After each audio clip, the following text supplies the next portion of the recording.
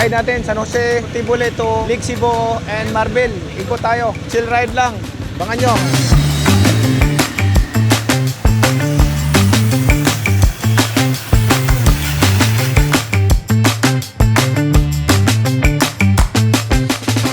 Si Sian Adventures pala, isang vlogger din. Taga-trail ride. Alam niya lahat sa motor. Sa klaseng motor.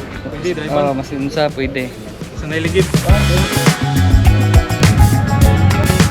Natadir ka lang sa residence sa Mansion 3 ni Sir Manny. Sama na itong sabay karon ang MT-07. MT-09, ang CRF 250 and ang Versys CRF 300 V-Strom. Ayos kayo, rides na pod. Auban si Sir Manny o si Sir Bobby o mga Patronus Club.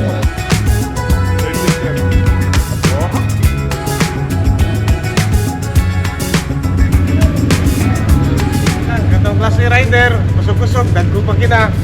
Steady lang to sila sa tubangan. Prenda. Lagi ko na mga mahal niya, nagbukla sa langit at sa yuta sa pangalan ni Yesu Cristo na Ginoo. Lord, daghang salamat Ginoo sa another opportunity, Lord, na makapag-ride kami Panginoon.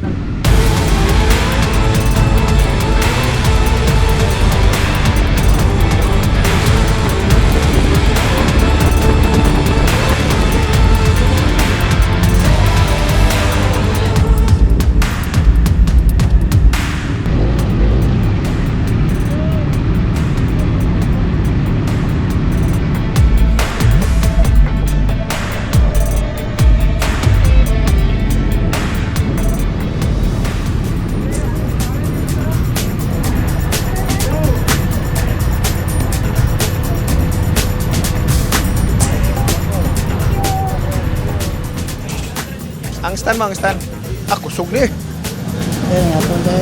Ngapon. Suki na lang mo diri ba? Suki na lang mo diri. Gani, thank you sir. Okay.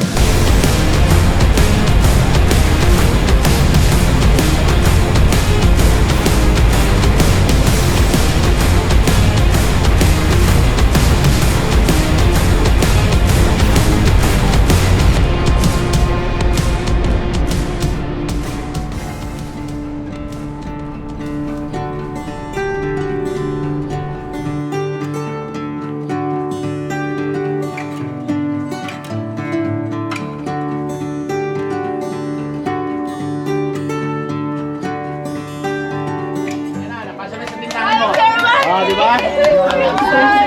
Silingo. Ano, kamusta? Kamusta ka na? Yung sinira. Celebration. Magdungan sa celebration. Mayor ko sa Maito. Mayor ko sa Nasisig. Mayor sa Rex Pacquiao. Very young. Mga 20 lang.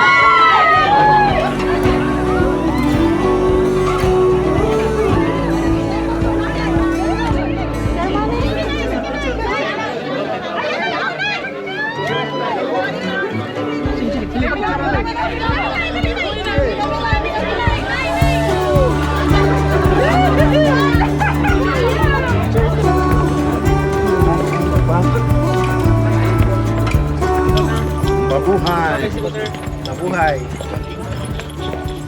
Dagan ini. Oh, dagan eh. Dagan ini oh.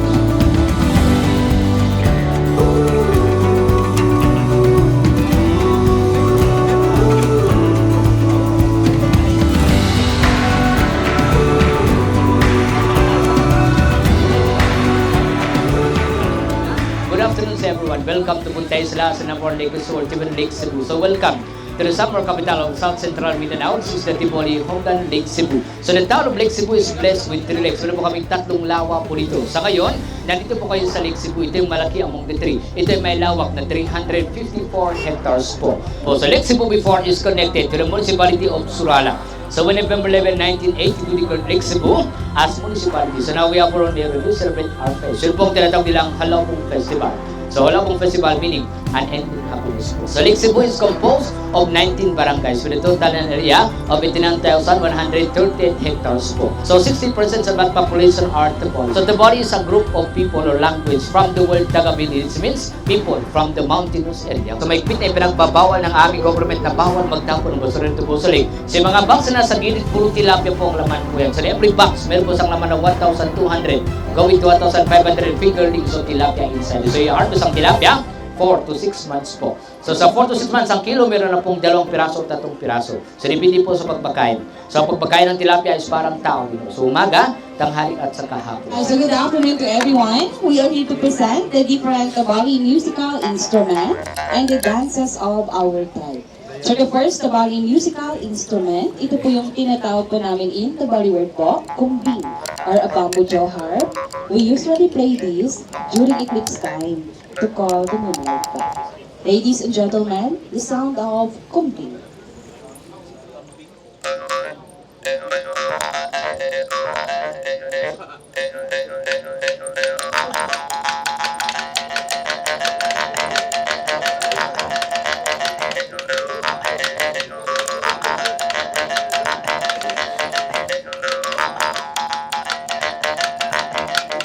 That was the sound of kumbing. The next Tabali musical instrument, ito naman po yung tinatawag po namin in Tabali word po, sarali or a bamboo flute.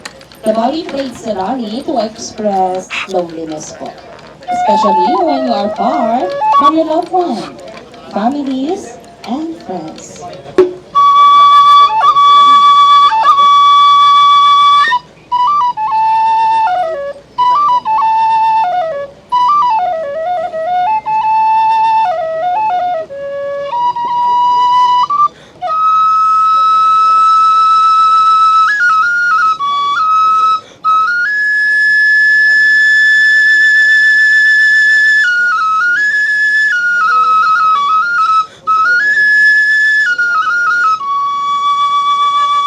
The last Tabali musical instrument, ito naman po yung tinatawag po namin na tanonggong or a wooden drum made from the skin of a deer.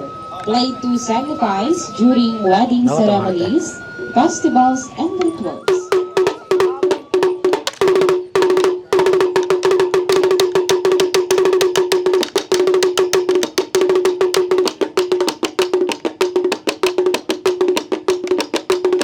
At kaya naman po, some of our Tabali dances naman po yung ipapakita po namin sa inyo. The first Tabali dance, ito yung tinatawag po namin in Tabali word po, Madal Taho or True Dance.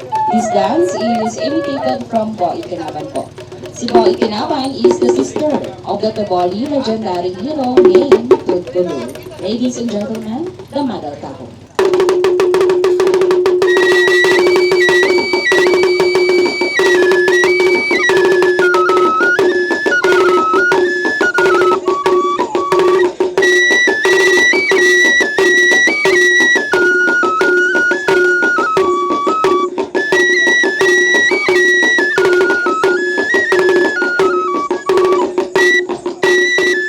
The Madal Taho. So in the lesson is called Madal Meet Mata. So this dance, they express the feelings of woman towards a man.